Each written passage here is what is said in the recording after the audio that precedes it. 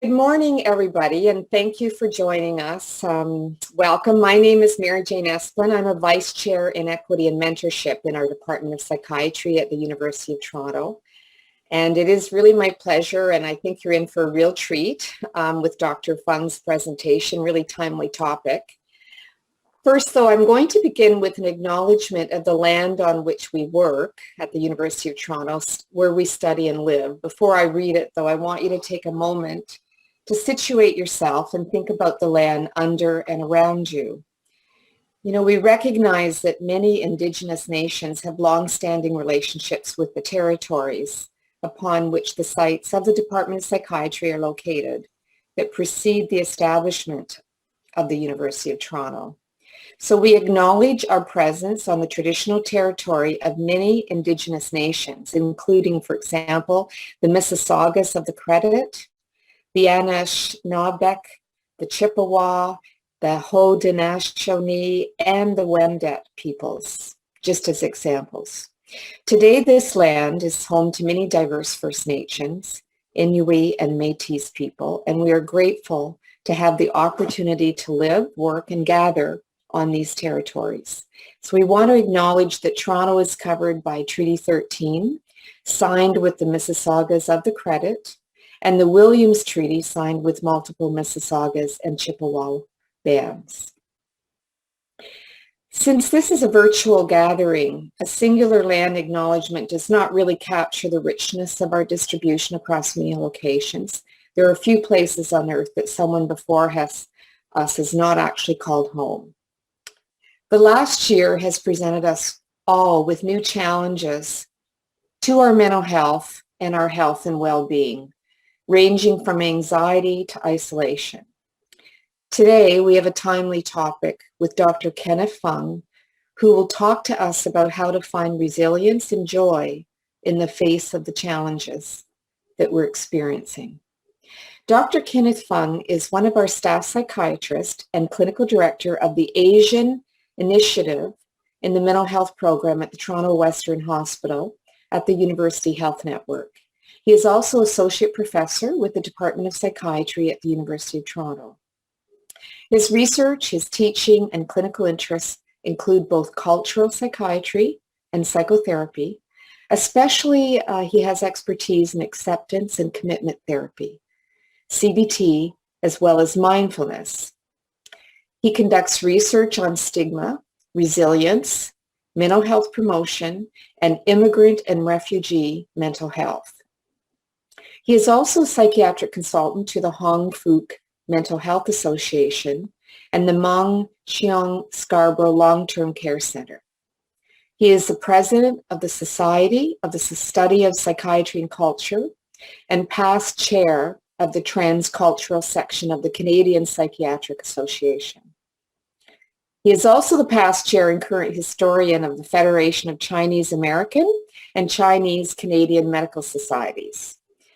Dr. Fung's received numerous awards, including the 2016 American Psychiatric Association Foundation Award for Advancing Minority Health, the 2017 College of Physicians and Surgeons of Ontario Council Award, the 2018 Psychotherapy Award for Academic Excellence from our University of Toronto, and more recently, the 2020 Colin Wolfe Award for Sustained Excellence in Teaching and the Canada 150 Medal. So we don't think he sleeps a lot. I've heard he doesn't. But anyway, please join me in welcoming Dr. Fung. We're looking forward to your presentation, Ken. Thank you so much, Mary Jane, and good morning, everyone. I'm excited that all of you have joined Mindfest. It's something that is dear and important to our hearts. Dr. Lisa Anderman and I had been at this for some years now, and this year it's our really first year virtual. So we're gonna have lots of fun virtually, have virtual fun together. And as this is a workshop, we do want it to be interactive so that I'm not talking at you the majority of the time, but that we can get to have some interactions as much as possible in this webinar format. We will be also recording this session because I think that there were a number who were not able to register. It was sold out. So we're going to be allowing people who try to register to watch the video afterwards. Now, I wonder if we can just begin with maybe people introducing a little bit about yourself, if you can. Maybe take a couple of minutes to, I think people have already done that, say hi on the chat, but if you can tell us just a little bit about who you are, and it's, you can say a teacher or a student, or you can say, whatever you want. You can say, my favorite superhero is Iron Man. Like, it could be anything. Just introduce a little bit about yourself. I would just give you maybe like 30 seconds to do that if you are willing, so we can see who's in the room. Maybe we have some, Iron Man lover. There you go. A student whose favorite superhero is not Iron Man. There you go. A social worker with TDSP. Okay, great. We have someone from the school board and from OISE.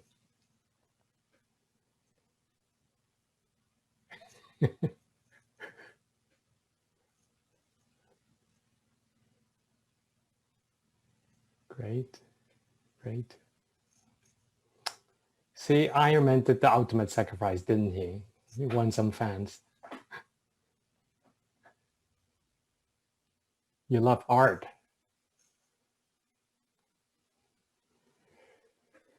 So welcome all. So we can see we have a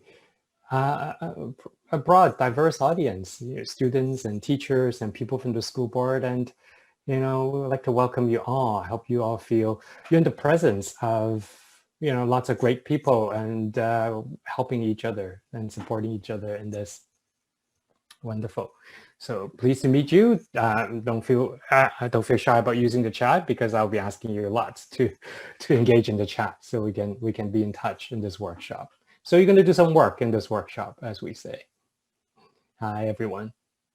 So the reason that we are gathered here virtually and not all like in person in a classroom at Hart House, it's of course what's happening with the pandemic. So this talk will cover about pandemic and the pandemic stress. So I guess you guys would probably know what this is. So when we talk about the pandemic or the virus or coping with the virus, COVID-19, what kind of feelings or stress do you encounter? Do you want to take a few moments and type it in? So you can type in like happy or sad or angry or scared or loneliness, isolated, bored. Yeah, boredom is a big one. Overwhelmed. Stressed. Cabin fever, right? We're all like stuck inside the home. Lethargic. Lethargic meaning tired. Yeah, a few people say tired. My mom is tired of me saying I'm bored. So I think that says two things. One is that, boredom is around, and also families can get on even each other's nerves. Fatigue. Roller coaster feeling. Yes. Sometimes looking at the numbers can be like looking at the, stock market, can be like a roller coaster. Not that I've ever looked at stock market at all. I don't know what's going on there. High anxiety, worry, and it's the same every day. Missing friends. Yeah. So thank you. So we can see that it certainly is stressful. And there are many factors for this that, I think people have outlined. There's a sense of boredom and that I sense a lot in this room with us. So a lot, that means to me, certainly we know a lot of activities that you regularly do, even going out to public skate or, playing hockey. A lot of the extracurricular activities have been cut. Certainly hanging out with friends in the mall and the movie is hard. to do that, you kind of, so I'm sure that that can be a challenging. Yeah, yeah. So, so I hear boredom and also like loneliness and sadness. So that's one of the predominant things that we certainly encounter. And this kind of isolation, it's real. We all know the lockdown and also even schooling. Half of it is virtual. My son is at home right now because it's not the on day where he's at school. So we all know there's a much less in human context. And even when you do see your friend in real life, you often will be seeing this, right? You often will be seeing a mask. And we can only see each other like this because it's virtual these days. So I think that one of the challenges then, in addition to of everything that's obvious, like half of the city is shut down half of the time, and there's a roller coaster. You can go out. No, you cannot go out, or you need to wear a mask. No, you need to wear 2 layers of mask. Yeah, so certainly it can breed in boredom and even fatigue as that goes on, and tiredness. Now, just curious, like when we do wear a mask, we do also even interfere with full emotional expression. So when you look at this picture of this person in the pandemic with a mask on, what kind of emotions do you think this person is having? Do you want to type in the chat if you think that this person is experiencing, boredom or sadness or anxiety or joy? Do you want to type in the chat? We'll see if you're able to get it right just from the eyes. Neutral, sadness with a bit of happiness. Hard to know, sad, can't tell. Sadness and hopelessness, emptiness, tearfulness. She looks down, tired, sad, smiling. Can't really tell. Anxious. I think smiling, tearful. A kind of the smile you see in a school photo, meaning kind of like a fixed smile. Right. Yeah. So do you want me to review the answer to you? Now, I think that's one of the challenges. The challenge is we don't fully see each other's emotion expression, and that can be challenging. So this is a link that shows universal facial expressions, and research has shown that some of these emotion expressions even cuts across cultures, the fundamental human emotions. It's very interesting. But then when you cover half of the face, it becomes challenging to really communicate, right? There you go. So the answer is it's happy. And this is supposedly a standardized photo that shows someone's happiness. But at least half of you thought she was sad too. And I think that this shows a number of things. Number one is that we do, when we cover half the face, it makes it more ambiguous. More ambiguous to tell fully. So you can imagine if you were a teacher and you're trying to see which students are in trouble, it's much harder, right? Or if you were with your friends, if you want to see if your friends is coping well, that's even harder, right? So, some people said, oh, I think I can see the tear in the eyes, but they could be just tears of joy, or it could be this person's smiling so much for a fake school photo. We don't know. So it just kind of also means that we need to find ways of connecting with each other more.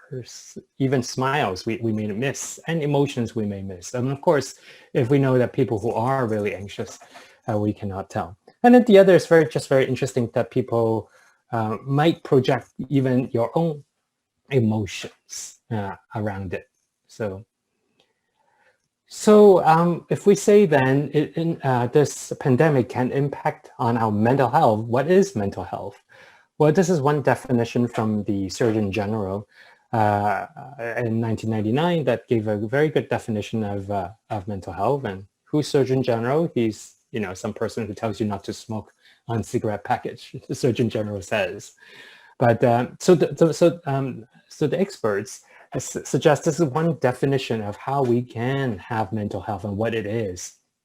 So mental health is the successful performance of mental function resulting in productive activities, fulfilling relationships with others, and the ability to adapt to change and to cope with adversity, meaning tough stuff, right? And it's there throughout your entire life. And it includes things like thinking or communications, learning, emotional growth, resilience, and self-esteem. So that's what we're going to be looking at today, how we are going to maintain and even strengthen our mental health, even though we are all in a pandemic. We just heard how stressed everyone is. And so the clue is some of those things that are highlighted. How do we have productive activities? So we feel like we are doing some stuff and not bored. And how do we have fulfilling relationships, even though we're cut off with a mask and we have to relate to people virtually a lot of the time? And a lot of this is on the third highlight, which is how do we adapt? How do we adapt to change? You know, none of us want a pandemic, but we need to be able to negotiate with change and adversity, tough situations like someone helped define in the chat. Adversity is tough stuff. So what we are really striving to do is to become like this. Have you guys seen this before? So what does this say to you? What do you see in this picture?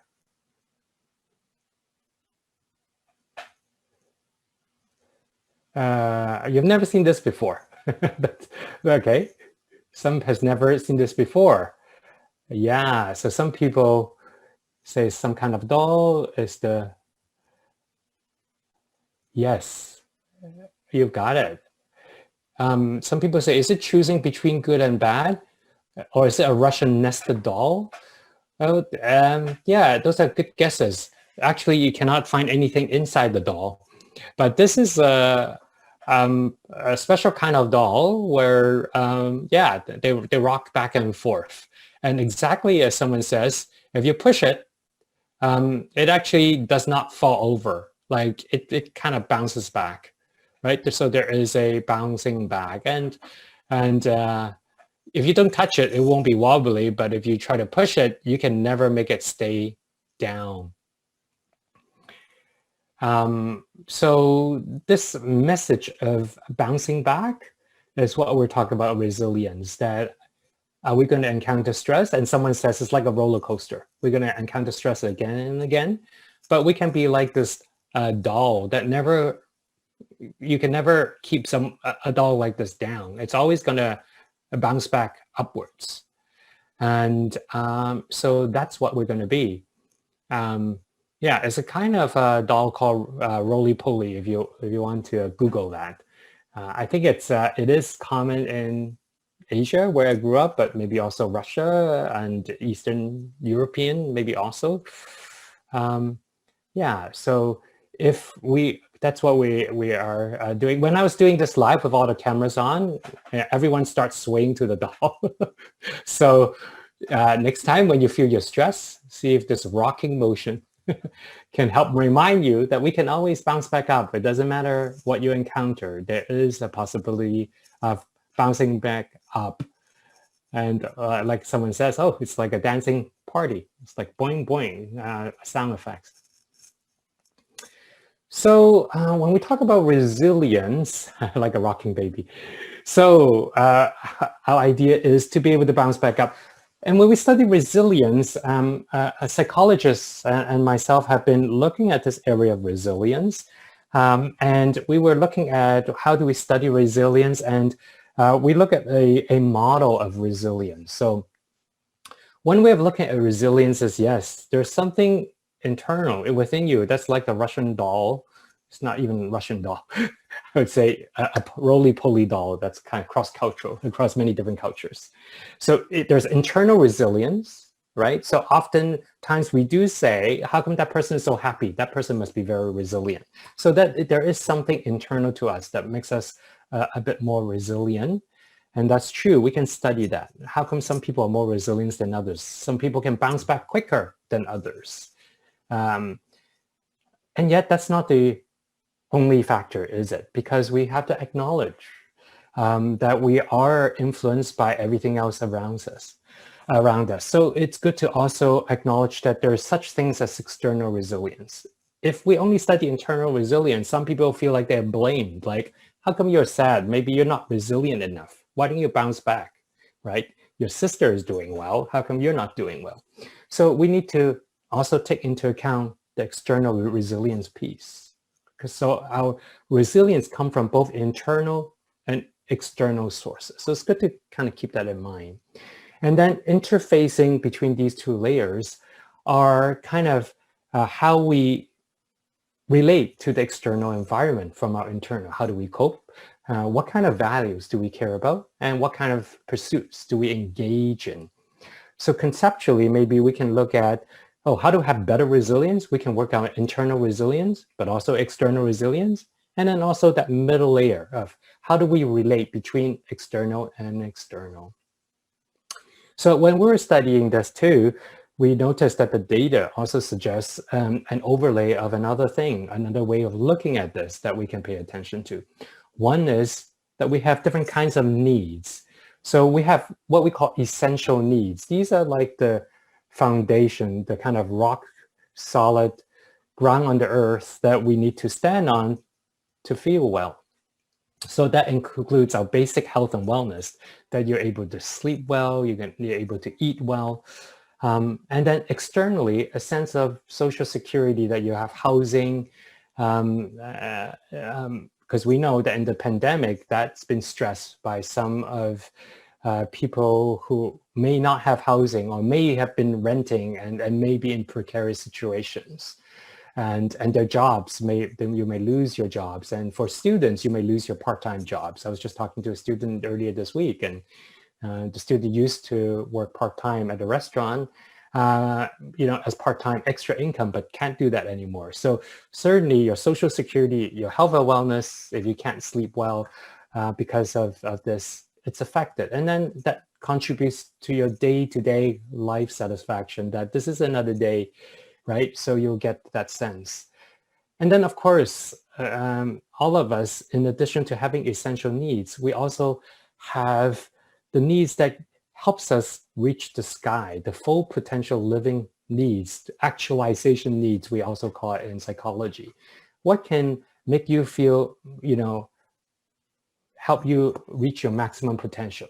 So lots of students are in this boat, and they have aspirations, they have hopes, and a lot of them can be affected by this, right? So internally, we need health reserve to be able to pursue growth. So if people feel like that, oh, I'm just doing my best, just coping, I'm just barely hanging on, I don't have any reserve left. So internally, then you are, you can function day to day, but you don't have that extra health reserve. I don't have that extra energy to pursue something new. And externally, if there's no sense of social connectedness and inclusion, right? So this is where diversity and inclusion comes in, then you kind of just do what you're allowed to do, but you cannot feel fully engaged, right? So the sky is already limited. There is a glass ceiling or any kind of ceiling to you. So that can limit your growth. And then how we treat growth is an important. So of course, in the pandemic, lots of people feel all three areas are also restricted, from feeling more included in society. And we see that certain groups are even marginalized, whether they are stuck in a nursing home and feel vulnerable, or racialized groups that have been more impacted by this pandemic. Me being Asian, and the Asian community had a lot of discrimination that a lot of you are aware of. And in Canada, like at least there's a 50-50 chance that as an Asian, you would experienced direct racism of you are the cause of the virus or something like that. So we can't ignore that as kind of interfering with this aspect of resilience. And then, of course, today we're here to also talk about the water part, right? So we think about the ground, the sky, and then there's that water layer. How do we be like water and adapt to like the changing needs? And in the face of a pandemic, internally, how do we deal with emotions that goes up and down, like the rise of tides? And how do we have accessible supports? If you need help, can you talk to a teacher? Can you email a teacher or a guidance counselor?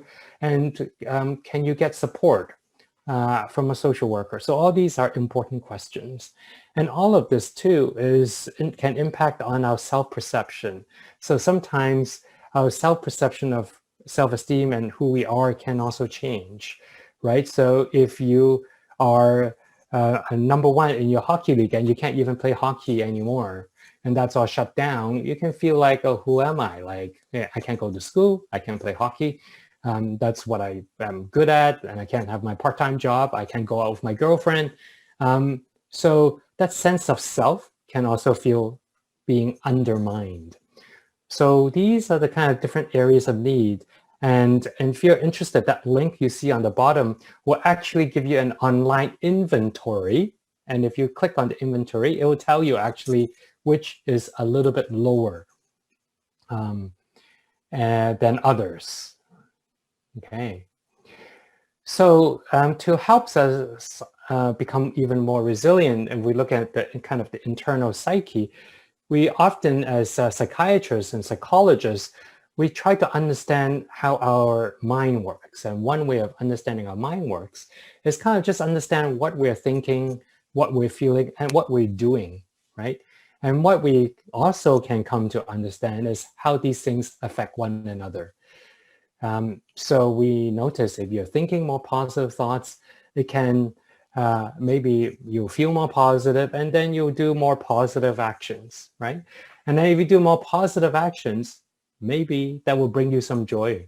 Maybe that will also give you positive experiences, and that can influence your thinking. So they are all influencing one another, and they may not even be, completely separated out from one another, but conceptually, at least, we can kind of take a pause and reflect on, what am I thinking? What am I feeling? And how is that impacting on what I do? And if a lot of you says boredom, well, at the minimum, what that says to me is that your feeling is, boredom, and your action is, well, I guess you're not doing something very interesting. And I guess your thoughts then would be not focusing on something that would fascinate you, right? And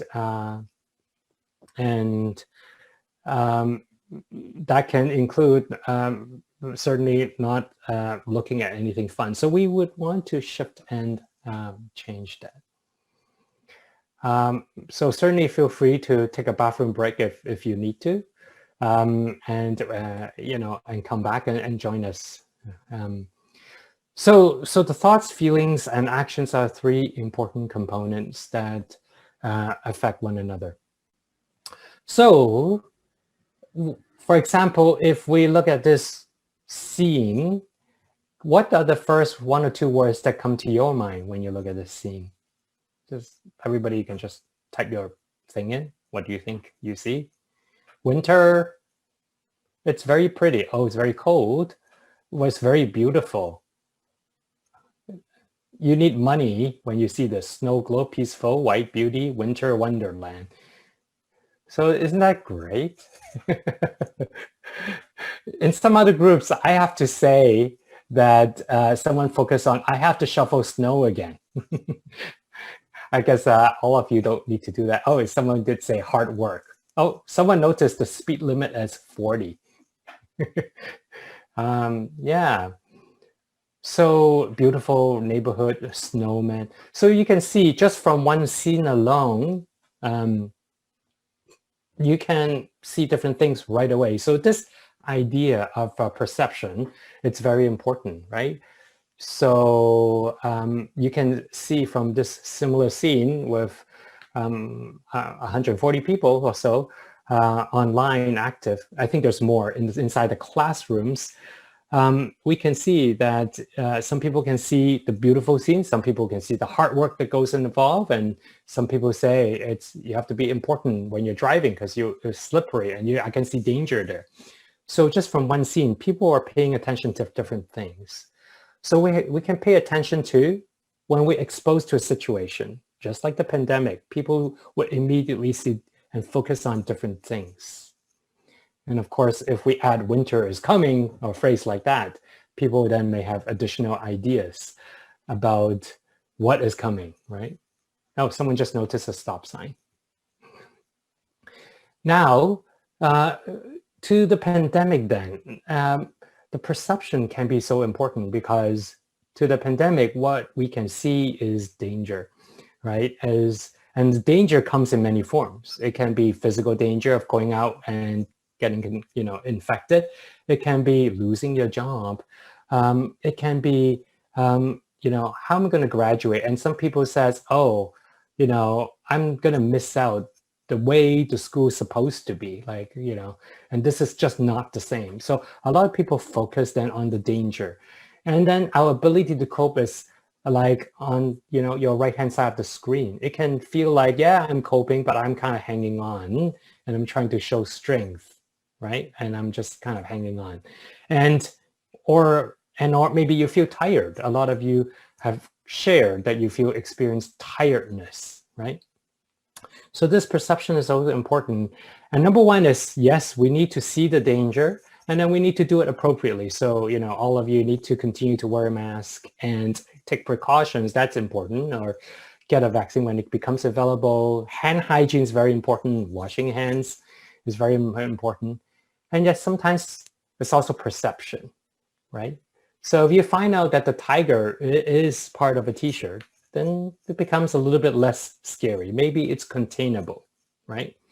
And if you're not just coping by yourself, and we see that we are part of a bigger community, then again, you're less lonely, right? So we'll be helping each other out in this environment.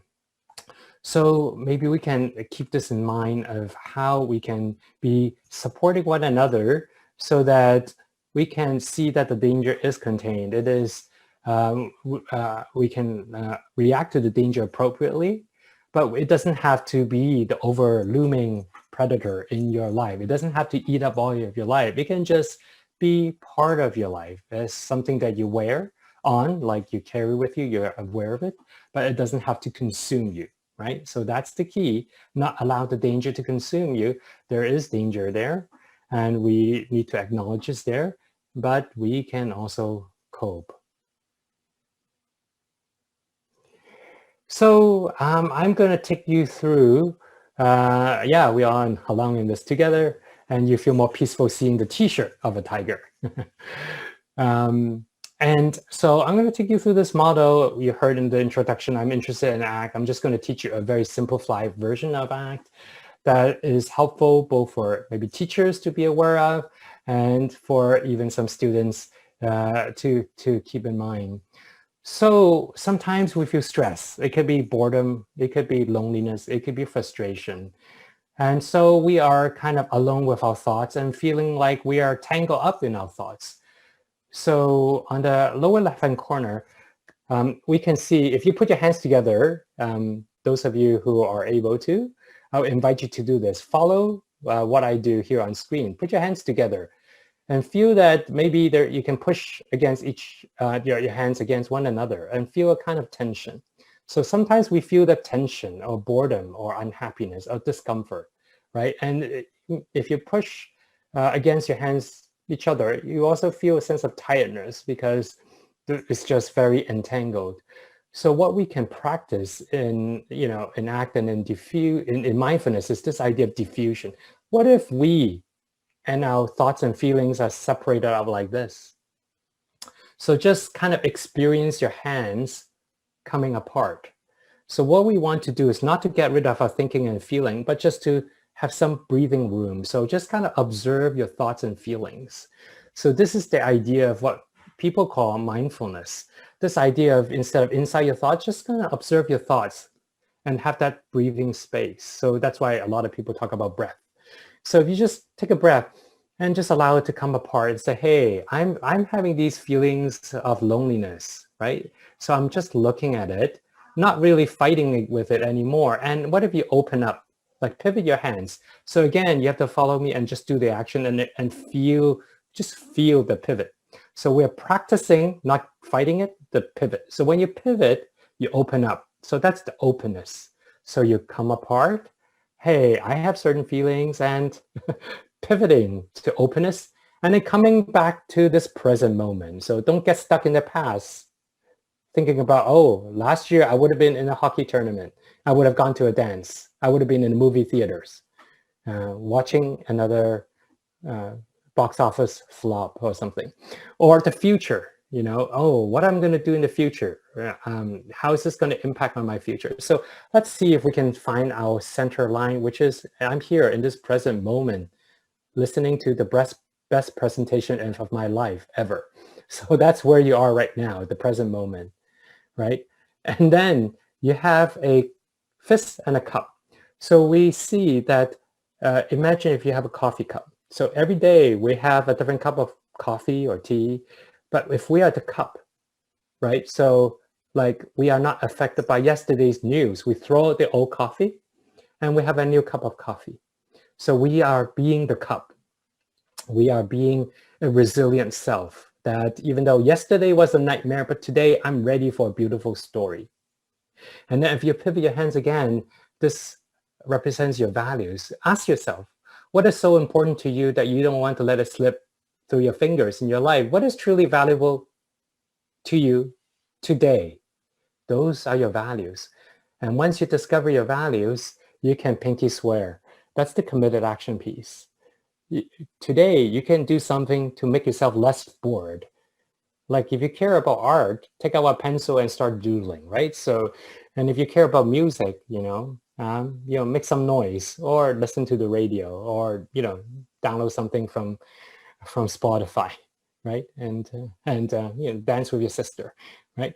So what can you do to break that boredom in action, right? So we see the thoughts, feelings, action piece. So we start from a place of stuckness. We give ourselves some room. We don't have to fight it. We don't have to deny that, hey, I'm not bored, I'm okay. You don't have to fight it. You can open up to it. Yeah, it's boredom, so what?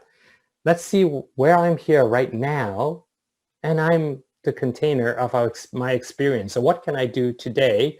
What do I really care about today? How can I make today meaningful, joyful, and less boring? And let me do something about it. Just, a small action.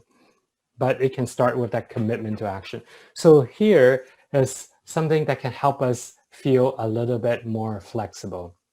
And we do have this training program for healthcare providers. So if you are a healthcare provider, or if you are part of the Chinese community who've experienced racism and affected by COVID, we do have this special training program that looks at this model also in the lens of social justice and equity, and how do we feel collectively empowered? Because we're part of a bigger community, right? So when we empower each other, we are going to be able to help each other even more so. So the thing is, then let's just quickly go over those skills a little bit. Well, one of those skills we said is to be able to not always look at our thoughts as with a kind of a literal look at our thoughts. We have to separate our thoughts. So a lot of us talk about mindfulness, and that's important. And the thing is that when we are stuck, we have all kinds of negative thoughts or scary thoughts. And it's because we treat thoughts so seriously. We are kind of habit creature, and we pride ourselves for being able to think. So we treat our thoughts so seriously. So it is harder to kind of think outside the box or to just leave our thinking behind and to observation. So some of you might not know this, but if we look at this picture, what do you think the number is on the parking spot? So what do you think the number is? Type in the chat now and see. So we've got like some 87, some 96. You gotta move the car. You got to move the car. I love that answer. Just move the car. And I bet a whole bunch of students would just, hey, just lift up the car. That's why my classmates would have done in our high school. We just pick up the car. Like 10 of us can pick up the car and we'll see.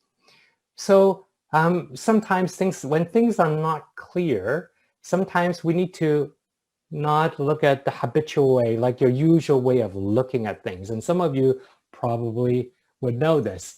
But yeah, if we look at it upside down, what do you now see, right? So now it may become a little bit more obvious, right?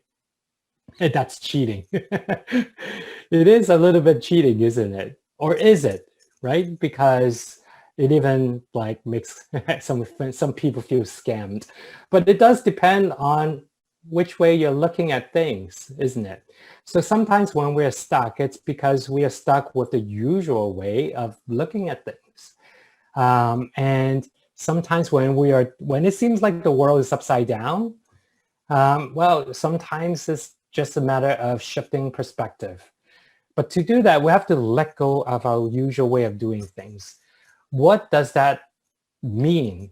Well, that means that, like take dating, for example. Like I talk to young people, they talk about dating. And some people would say, well, I am never a person who go on online dating, because I just don't believe in it. Well, that becomes a rule in your mind. And if that becomes a rule in your mind, well, then for the last 2 years, there is no chance for like real, or last 1 year, there is no chance for real dating, right? So many people might already have made up minds about what they can and cannot do. Like I'm not an artist, so I'm not gonna draw, all right? Or I'm not a musician, so I'm not gonna play. If you have those things inside your mind, you get stuck to it, then quite simply, nothing can change. And so it is about time to change. When we are adapting to a world upside down, it is about trying something completely new and to be flexible. If you tell yourself, I hate, Zooming online, you hear like, oh, even like, that's so artificial, right? I will only chat to students face to face. Oh, this is not real learning, or this is not real dating, or this is not real gathering. Well, this is about finding new ways to connect, new ways to try, new ways to think, new ways of action, right?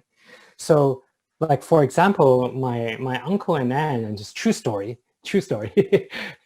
They are like in the 60s and 70s, and I talked to them, and my uncle just is learning guitar online. Like this is because like 10 years ago, we gave him a guitar because he says he's always wanted to learn to play guitar, but he gave it up after like 2 weeks because it hurts his fingers. But now, he is learning guitar, and even though he is now in his 70s, and he tells himself that, I guess it's just been collecting dust for years, literally. And I was so shocked. And then, not to be outdone, my aunt decided to learn French. And my aunt is Chinese, and and she started to say to me, I figure out the masculine and feminine. For feminine words, they end with an E, doesn't it? I said, well, not always the case, but my French sucks anyways. So soon my aunt is overtaking me. But here are two examples where they are breaking their own rules in their minds about what you can and cannot do, right? And so it is about trying something new, right? And I Zoom with people now a lot. And sometimes I Zoom with people who are literally in their pajamas, and they say, well, I'm not really going out anyways.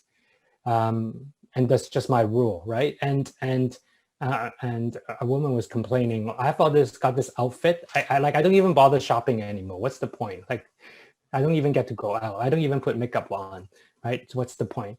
But break the rules. Like, why not make yourself beautiful princess and stay at home, right? Because it's not just for other people to see, right? If you never get out of your pajamas, then you are always in your pajamas, right? If you're wearing the same pair of pants for the entire year, then you're wearing the same pants for that. That would be boring, right? So it is about breaking rules and trying something new. And then we get to be in touch with what we care about, right? So instead letting go of those rules, trying something new. Well, is it just trying anything? Like how do we know what even to try? Well, maybe we can ask ourselves, well, what do we care about? What are our values? Because that's what we care about, right? Yeah. Someone doesn't want to be a princess but a superhero. How about Wonder Woman? Have you seen Wonder Woman 1984? I heard it's not that good, but nevertheless, like look at our values. So this is a list of values. So and you can see that we have all kinds of values. We have values guiding us towards being openness to change. We have something that is self-transcendent, makes us better than who we are and helps us grow. We have conservation values that helps us preserve tradition, and we have self-enhancing values that give us fiery passion of pleasure and power. So just looking at the screen now, what would you pick as your most like top 3 values? Do you want to type it in? What 3 values are important to you? What matters to you? Just type in 3 words. What values you care about?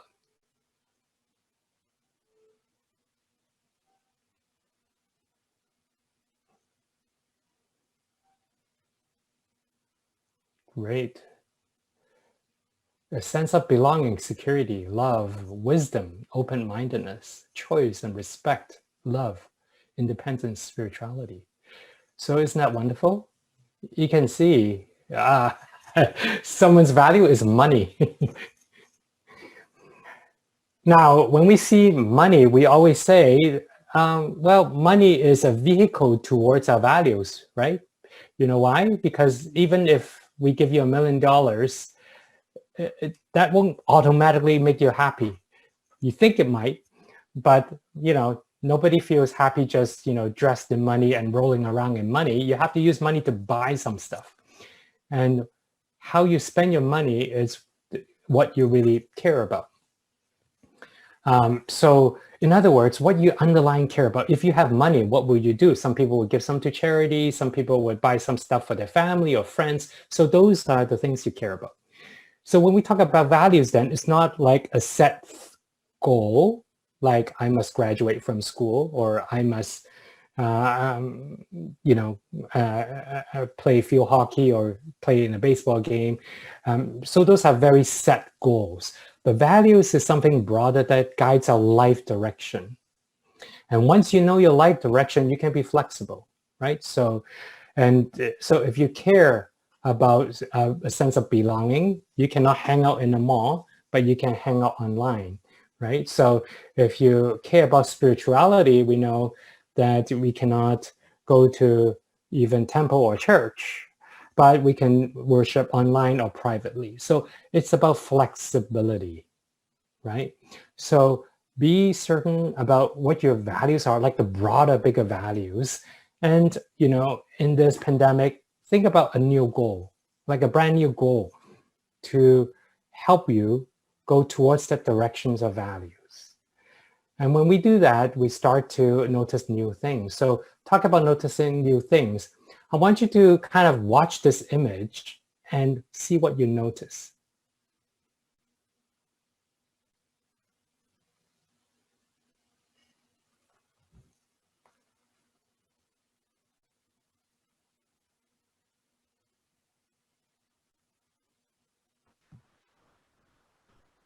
It's a rippling effect, right? Yes, it's the rippling effect. So what does that speak to you? How does this relate to it? Damn, I'm thirsty. Okay, it can remind you of thirst. So water go bounce. So how does this relate to, mindfulness. Someone mentioned mindfulness. This reminds us of mindfulness. A single drop can create change. I alone cannot change the world, but I can cast a stone across the waters to create many ripples. That's so beautiful. If you make a bad choice, it can affect people around you. Yeah. So both are the positive and the negative. Water torture. Okay. Soothing. Now, I think a number of things. Some people mention mindfulness. So mindfulness, I've mentioned a couple of times. It's about slowing things down. So this is play in slow motion, obviously. Sometimes we are too busy being in autopilot mode. We're busy being autopilot mode. You wake up just because, you go to school just because, and you chat with your friend just because. But if we slow down, instead of shoving food down our mouth and not really tasting what we eat, and we slow down, that's what mindfulness is about. We're slowing down and really looking at things carefully, because we may discover new things. So just a drop of water, if we slow it down by 100 times, we notice something extra. And some of you have shared that you also notice the bouncing idea that's also in mindfulness. When we slow things down, we notice things that can be beautiful. What if you're in an eating contest? Yeah, then you try to, eat fast. So that's all in context. But in most other contexts, right, we are eating while we have our iPod on, while we are talking to a friend, we don't know what we're tasting. So if we are fully immersed with the experience, we notice something extra. And as what people say, it starts one drop and it can have a ripple effect. So it can start with you trying something new today or inspire a friend, and you can be helping the entire community. So, and of course, water is, make people think about food and thirst and appreciate the essentials, right? That we cannot live without water. It's so essential. So in mindfulness, we often talk about simple things, like sometimes we don't need the latest PS5 console to be happy. If we can appreciate food, water, and even being able to breathe. So it grounds us to what is important. And so this idea of ripple effect, what if today you do one thing because you're bored, a lot of you are bored, one thing that brings yourself joy, but also one thing that brings another person joy. Think about that, right? So that rippling effect and that beautiful quote that someone has just shared, we all in this pandemic feel lonely or disconnected. So if you can bring not only yourself joy, but be committed to bring one other person joy today that you maybe haven't reached out to. It could be a friend that you haven't Facebook for a while or message for a while. And how often do you say to your parent, I love you, appreciate what you're doing? So it can just be, again, it doesn't have to be big. It can be one drop, but maybe one drop is all it takes to have a ripple effect on someone's life. You can just make someone's day, right? Because we know that people are, you can hear your classmates, your friends, and your friends and your family members can be all feeling stressed. So sometimes just maybe sharing a little bit about what you learned today could have this kind of rippling effect. And so not only do you create joy, the joy is in sharing the joy, right? So think about how you create joy and multiply joy by action and by sharing it with other people. And that's what Mindfest is about, isn't it? And we come back to why we do this year after year and why we have so many variety of topics. Because Mindfest is about celebrating and supporting each other to have mental health and well-being. We all have ups and downs. We all can leap over challenges, and we need to support each other in doing so. So this is the last slide I just wanted to have. And I know we have only a couple of minutes left, so if any questions, and at the same time, if there is one action that you can do today from this presentation, feel free to share it too. If there's one thing that you would do for yourself or for another person to share the joy from today's presentation, I would like you to also put that in the chat as well. Like, what's one thing that you will do differently? Drink more water. Okay, so can we share your recording with our group? The answer is yes. Yes, great. Someone is going to tell someone, I love them. That's good. Reaching out to a friend. Use the hand strategy. That's great. Be thankful for what I have. Yes, you can access the recording. Go for a walk. So we can start with a mindful walk, and that can increase joy in our lives. And yeah, go walk together, safely distanced.